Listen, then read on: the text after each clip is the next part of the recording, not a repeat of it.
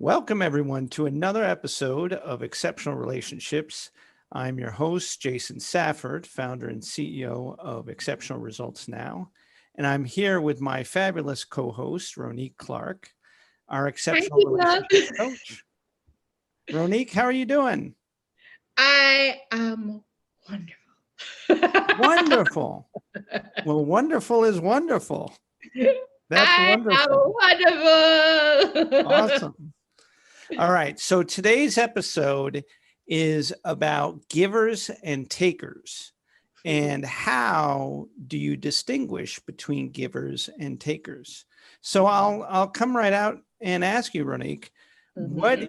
what is the difference between a giver and a taker, in a relationship? How do you even identify these two individuals and then understand what the difference is between them? Well, a taker in a relationship is pretty much self-explanatory, but in the context of a relationship, what happens is a taker will do exactly that, take and not contribute anything meaningful to that particular union or that particular partnership. And a giver does exactly that, does exactly the opposite. They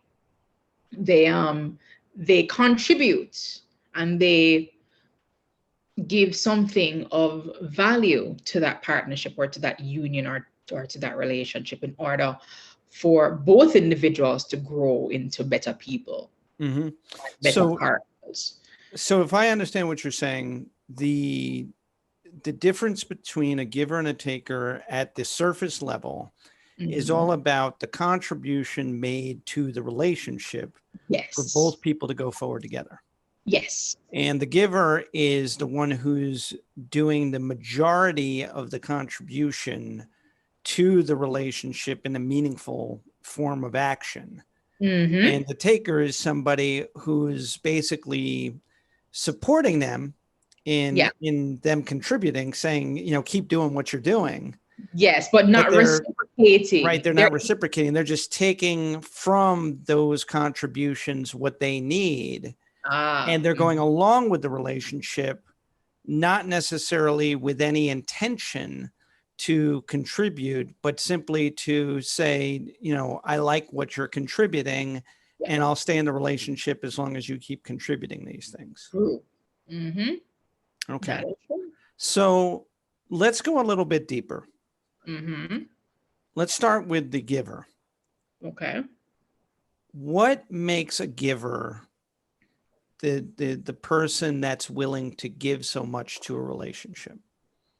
Well, it's a lot of things, but at the core of it, it is usually because that the giver sees something of value in that other person, and they see that the relationship or the partnership can blossom and develop into something meaningful if they do specific things, and if they give certain things to that partnership or to that union. So that is usually what will happen. They see the potential. They see where it can potentially go. And in their mind, it's more on the lines of, I want to see this. I want to see this blossom into something that both of us can be proud of. Mm-hmm. Mm-hmm. And if I could dovetail onto that, that I think for a lot of givers, Hmm. they are willing to invest in the relationship Hmm. because what they receive as fulfillment for the other person's success as well as their own Yes. is is something that allows them to be open Yes. with their feelings and their actions towards Hmm. the relationship and towards the person, because they genuinely want Hmm. the other person to feel Yes. their support, their commitment, their concern, and a sense of certainty that they're in this relationship for real. Exactly. Exactly. And also a lot of people, when they do give, a lot of them, they're doing it out of the kindness of their hearts because giving makes them happy. Mm-hmm. And they want to see, yes, they want to see the other person succeed, but it's more along the lines of feeling good within themselves that they were able to contribute something of value to the world. Because in order for you to contribute something to the world in a positive way, you have to look at how you contribute to the person next to you. We can call that positive impact. Yes. And that positive impact is derived from positive energy. So givers are full of positive energy, and they direct it towards the people that they want to have an impact on. Exactly. And they want those people to have a positive impact on and them. be able to, say this, right, this positive impact was because of the positive energy that I shared. Yep. And it also sounds like the statement of what goes around comes around. Comes around, yes. So when you give positive energy and you're focused on creating positive impact, your hope is that there's a boomerang effect that comes back to you with positive energy and positive impact. Unknowingly, yes. And we have always heard it in the Bible in different ways, in different faiths. Do unto others as you would have them do unto you. And it's the same thing, what goes around comes around. So that is really what it is. You just really hit the nail on the head with the golden rule, and do unto others as you would have others do unto you. So givers really are focused on the golden rule. In other words, they give because whether or not they actually are treated the same way, they want to make sure that other people feel the way that they want to be treated. That's true. So we're also talking about an issue of mirroring. Yep. That the relationship, the giver is putting out the positive energy and trying to create a mirror, a transparent reflection of themselves to the other person. That's true. So how is a taker different? Taker is something that does the complete opposite, because the taker is only concerned with what about them. Only concerned about them. They're not worrying about the other person. They're just looking at, okay, me, and what can I get? And what will happen is there's always going to be a disconnect, because you're going to have the person who will want to give out of the kindness of their hearts, and a taker. What will happen is, in a way, a taker will give in, but they will give with conditions. They will give with conditions. And it's usually the conditions are something that will benefit them. Right? So everything, regardless of whether they take or give, everything has to come to them. Everything has to come to them to satisfy their own ego and their own temporary satisfaction, if you will. So we all have to be cognizant of that, and we have to be aware of those sort of people. And we have to also know that, yes, we have to give, but we have to be very selective in terms of who we give to.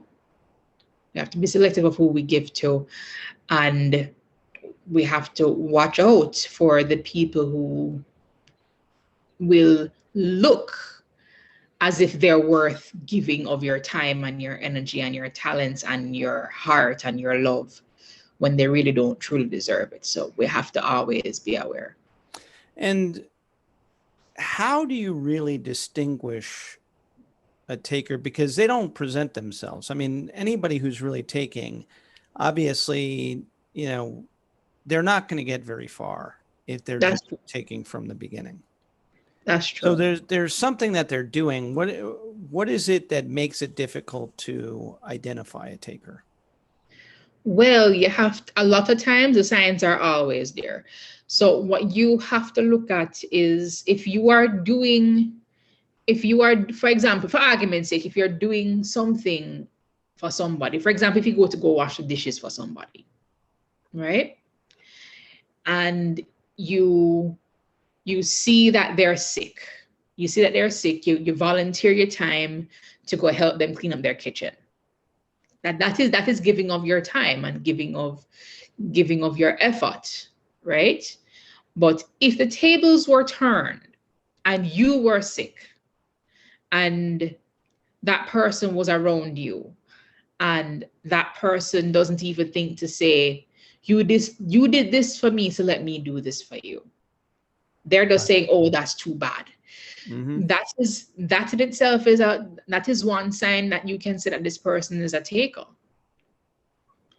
And this person doesn't want to contribute anything. If they can't even contribute to your health or your well-being in terms of lightening the load that you have to bear. Mm-hmm. Remember there was a scene in the movie A Bronx Tale. Do you remember that? Oh yeah. Yeah. With Sonny. Mm-hmm. With Sonny and C. And he was driving in reverse and he was telling him, give the girl the test. Mm-hmm. And what did he say? He said if she doesn't open the door. If she doesn't open the door, right, to let you get in, dump her. Mm-hmm. And he's honest, that was the simplest gesture in terms of giving. You could even you can't sum it up any simpler than that. Because if you cannot give of your time and your effort to simply let somebody in the door, mm-hmm. so they can come in, and you are just waiting on them to open the door themselves and drive you wherever, what is it for? That person is only going to be taking from you. So you have to look at those simple things, and the simple things mm-hmm. are definitely an indication of a much bigger problem. Yeah, and you just hit on something that I think is really important for our listeners, which is the fact that at the basic level, mm-hmm. a taker can learn and understand. That's true. What a giver needs, mm-hmm. and provide those things. So manipulation, yes, is a huge characteristic trait, yep. of a taker, because mm-hmm. that same gesture of reaching over to open the door can be learned by a taker. That is true. To present themselves as a giver. That is because true. They're willing to do the minimal. Yep. Make the minimal effort to seem like they're not. And that's what we call covert. Yep, that's true. So what are some of the things that makes, let me rephrase the question. Mm-hmm. How does a taker use coercion more and more effectively to mask who they are? They learn your habits. They learn your habits, and they ask specific questions. And you will come across people like that. They'll ask you, what do you need from me? Mm-hmm.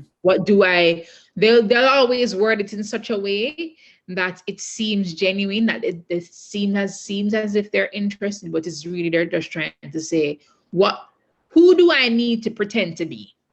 Mm-hmm. Right? When certain questions, you don't really need to really ask them. You mm-hmm. don't really need to ask them. You don't really need to answer them. It's either you have it in you or you don't have it in you. Mm-hmm. So one must always be a bit wary of people who ask those sorts of questions. Not saying that it's wrong, But one must always be aware, because at the end of the day, they're asking those questions for a reason. And if I understand you correctly, they're asking those reasons, they're asking those questions at specific times. Yes. That make it seem genuine. Yes. Although they have no real interest. So in other words, if you're digging a well, they're not going to come up to you and say, what do you need from me? That's true. But once the well is dug and you're putting the tools away, they'll ask you, what do you need from me? That's true. That's true. And it's a matter of identifying the ingenuity rather than the genuine. Yes. It's ingenuine, in fact. Yep. Or disingenuine, I should say. Yeah. Yeah. I think that's what you meant to say. Yeah, sorry. Disingenuine versus ingenious. And that is for the giver where they should be putting their focus. When are they asking me these questions? Yes. How are they asking me these questions? Yes. Yep. When they're asking and how they're asking the question, because there's a reason why they ask specific questions at specific times, because they want to know what they have to do, or how they have to be in front of you in order for them to get what they want. Right? So what you do is, when you're in a partnership with someone, you leave them. There's a saying that goes, let people do what they want to do so you can see what they'd rather do. So in this particular situation, you have to let people be themselves. And if that person's true self, you gravitate to that, then great. But if not, if you feel that something isn't right, or something does not sit well in your spirit about this particular person, then leave it alone. Because usually your gut is never wrong. Intuition is there. We as human beings are blessed with the gift of intuition, and we all need to listen to that intuition and what it says to us. Well, keep out a whole heap of trouble. Do we see as givers? I think givers' challenge is: do we trust our intuition, or do we push our intuition to the side when it comes to takers, because they are being covert in their behavior? And so therefore, because we're not asking the questions about, why are they really doing this? When are they doing it? How are they doing it? We don't use our intuition. Not to say we don't trust our intuition, but we don't actually use our intuition to sense whether or not this person is really. And in fact, the difficulty that I imagine for a giver is that you're not doing that because the other person is receiving what you're doing in such a way that they're supporting you, but they're not necessarily making it a big highlight. Yeah, that's true. So therefore, you don't think you're doing enough. That's true. So you're focused more on giving more to make the other person happy. Exactly. Because you don't think you're doing enough. And at the end of the day, it was never in them in the first place. Right. So once you pick up on that, once you pick up on that energy, listen to it. So the real intuition that you're talking about is in the actions of the giver. Yes. And the fact that if they're feeling like they need to give more, they have to ask themselves why. Why? Exactly. Why do I need to give more? Yep. the other person seems to be okay, but they're not happy. Why is the other person not happy with the things that I'm doing for them? That's true. That's very true. And is that one of the weaknesses of a giver that a taker preys upon? Yeah. They recognize that a giver has so much They just want to give. ability to give. And make people happy. Exactly. And a lot of times givers will put themselves at a disadvantage in order for the other person to be happy. Right. And that is what takers will pick up on that. Takers will pick up on that based upon studying behaviors and asking some snide questions at some specific times to figure out exactly how you move and how you relate to other people and how you live your life. Right.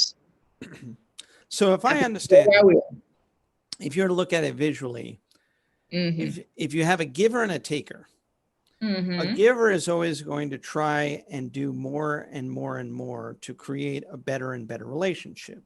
And what the taker will do is give a negative reinforcement that's not completely negative, but just negative enough to make the giver push harder, go higher and higher, trying to elevate themselves as a reflection for the other person, hoping they're going to lift the other person up. Oh, exactly. When in fact, the other person just keeps going further and further down. Exactly. To create this difference in terms of the real value in the relationship.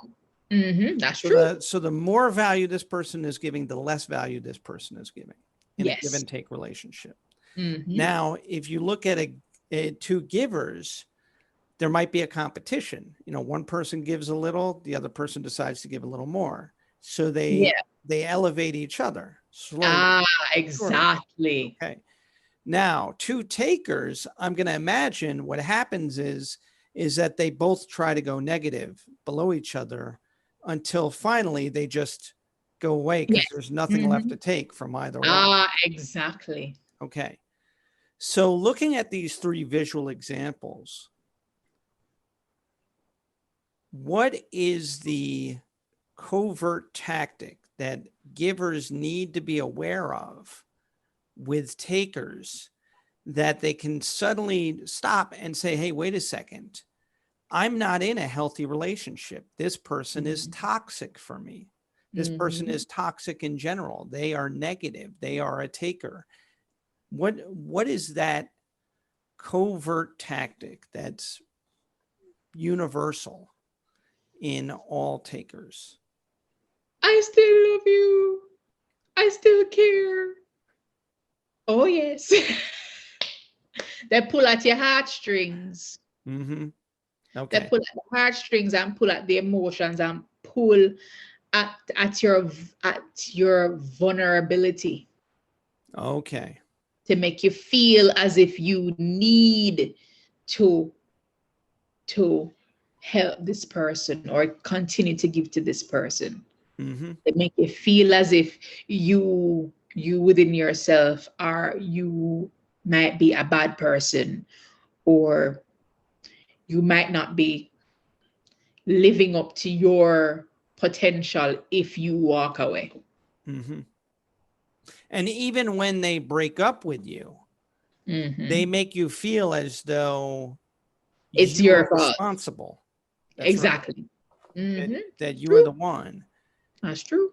And so the universal covert tactic is to emotionally disarm you.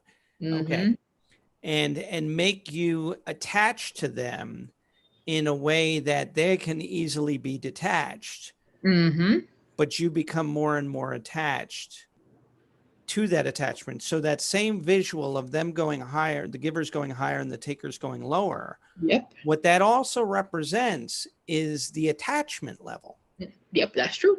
So they in other words, takers have the ability to manipulate givers in a way to make them attach themselves to the taker Mm-hmm. more effectively, while they, the taker, can become more detached through this process. That is true. And the takers are the same ones who are going to be totally detached. And when they see you trying and see you trying to live up to whatever expectation it is, or live up to whatever standard it is, they're looking at the other person laughing like, ah, look at this person. Look at what she's trying to do. She's so silly. Or he's so silly. Right. Yeah. What is one question that a giver can ask a taker that could reveal their hidden agenda? What do you want with me? What do you want with me? And what do you want for yourself? And look at the sort of answer that they give you. Look at the answer the answer they give you. What do you want with me? Straight up. Mm-hmm. What do you want with me? And look at the response and listen to what they're saying and really see if something about that speaks to you. Because usually that's what happens, when you ask that question, you ask it straight up, plain, and you ask that person, what do you want with me? See what the answer is, and see if the answer is truly genuine in terms of what is in their hearts. And usually we are blessed with the ability to sense whether or not something is genuine from what isn't. Mm-hmm. I'm going to add to that, but I'm going to use the question why. And I'm going to say that, and this is for our listeners, that if you're a giver and you want to very quickly evaluate where your relationship is, I think you have to ask the other person, why are you in this relationship with me? Yes, exactly. And the follow-up question would be, why is this relationship truly important to you? Important to you, exactly. Yep. And we fail to do that because we're afraid of the answers. Yep, that is true. And I think that is a conversation that we have to think about having when we first sit down with somebody, but also throughout the relationship, is continually evaluate. You and I have talked about this, that we have to learn to state our intentions up front. Exactly. In every relationship. Yep. But we also have to measure throughout the relationship, how are we doing together? Exactly. Why are we doing this together? Yes. What are the things that are important to each of us, and how do we align those things to work with each other? Yep, that is true. But again, as Allah always said, the end of it, all of it comes down to knowledge of self. Knowledge of self and knowledge of what you want as an individual, because if you know exactly what you want from yourself and you know the standard that you have for yourself, you are easily able to see what is out there and seeing the sort of standards that people have for themselves. And then you can say, okay, the way this person lives their life and the sort of standards that they have for themselves aligns with the standards that I have for myself. So we can mesh. You know what I mean? So we must always be aware of that and listen to our guts. So in wrapping up this episode, what do our listeners need to hear from you in terms of moving forward as givers, or if they're takers, understanding how to work on themselves and recognizing the manipulation, because really the challenge is identifying the manipulation. That is true. One thing I will say to the takers is this: if you wouldn't want someone else to do that to you, why are you doing that to somebody else? If you wouldn't want someone to do that to someone close to you, well, a lot of takers don't care about people close to them, but you know what I mean. If you wouldn't want that to be done to you, why would you do that to somebody else? Right? If you wouldn't want it to be done to you, don't do it to somebody else, because it will always come back in one form or another. And forgive us, be more selective about who you give to, and really evaluate, because guess what? Energy is very important. We can't afford to lose energy. We don't lose energy, we transfer it. But we have to make sure that the energy that we transfer to another person, it is worth the time and effort that we put into it. So we have to be more, we have to be selective. We have to just go willy-nilly like that. We have to invest wisely. Yes. See? Exactly. And it's the same thing we have to do in the banks. Same thing that they always tell us. We can't invest our money and invest our time into things that isn't going to yield a certain amount of returns or a certain amount of dividends. You know what I mean? So when you're going into things, you look at all the facts, you look at second opinions, you look at references, you look at everything, and then you make an informed choice. Right? And exactly, invest wisely. All right. Your energy, because once you transfer it to something else, you're not going to have that energy anymore. So you have to make sure that whatever you're putting your energy into, it is worth it. All right. So to our listeners, I want to thank you for tuning in. And as always, in Ronique's words, love and light, and invest wisely. Invest wisely, my friends. All right. Know thyself and invest wisely. Take care. Take care.